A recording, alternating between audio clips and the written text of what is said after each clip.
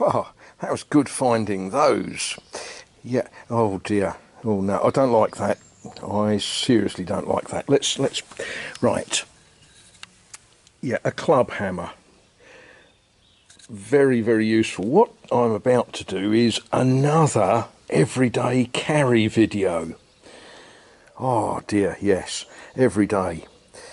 I pick that up pretty much every day for something, you know, for banging in stakes for tomatoes. Yeah, very useful tool, knocking certain nails out of certain boards. Very, very useful. I tend to carry that most days. A sickle, and I keep asking people what the French word for it is, and I keep forgetting. Very, very useful, but not so useful when it's been left out in the weather and it's lost its edge. So, one of the other things that we carry every day is this thing. You know, most everyday carry people would be talking about how that's incredibly useful for self-defense in the case of home invasion. I guess if someone tried to break in and steal my tomato seeds, I guess I could use that to defend myself. That's not what it's for. We can all agree it's a stone. I've heard these called various things. My father used to always refer to one of these as soap. Why, I don't know. Whether that was just what he called it, I don't know. But it's really, really handy for putting an edge on one of those. Oh, the other thing that I carry every day, an arrosier, a watering can. Yeah, right, I'm going to duff up the edge on that, and then I'm going to get busy. Something I keep meaning to say, and I keep forgetting to say, not enough of you make videos. You know, this is a criticism. You know, I already watch too many videos, but something that I notice is that a lot of you don't. And I don't know if you're scared of it or if you haven't got a camera or whatever, but it would be really nice to see a bit more about those of you who comment. You know, I watch various people. You know, this morning we watched the Shade Tree Fix-It man, George. Yeah, put your teeth in, George.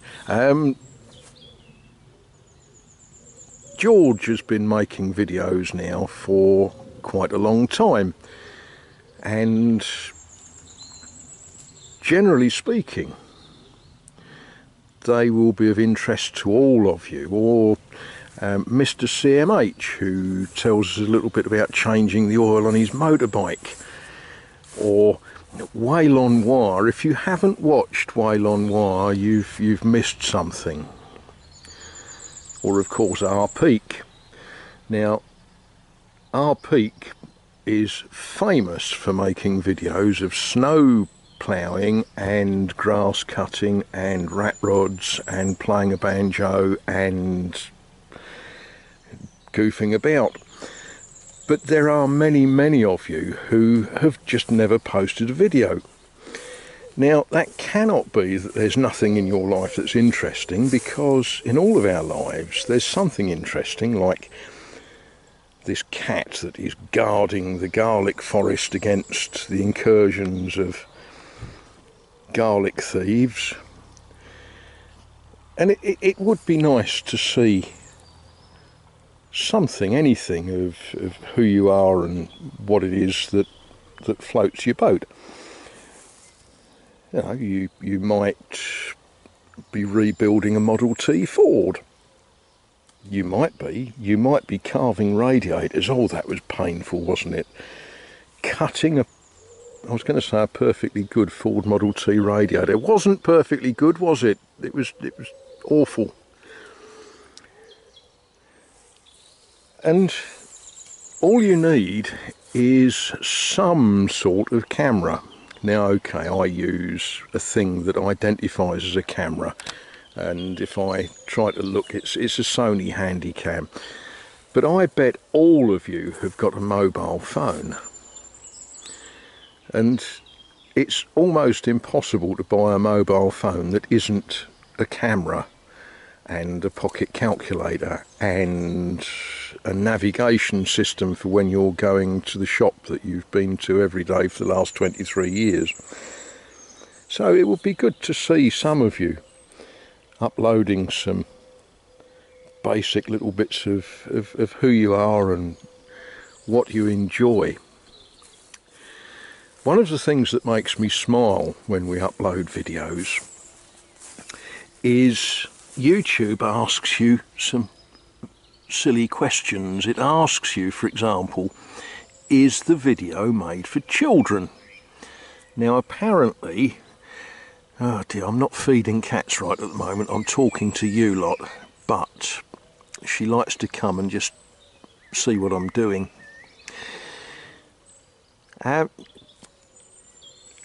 sort of smile about that because, no, I don't make videos specifically for people of tender years, but each and every one of you is somebody's child.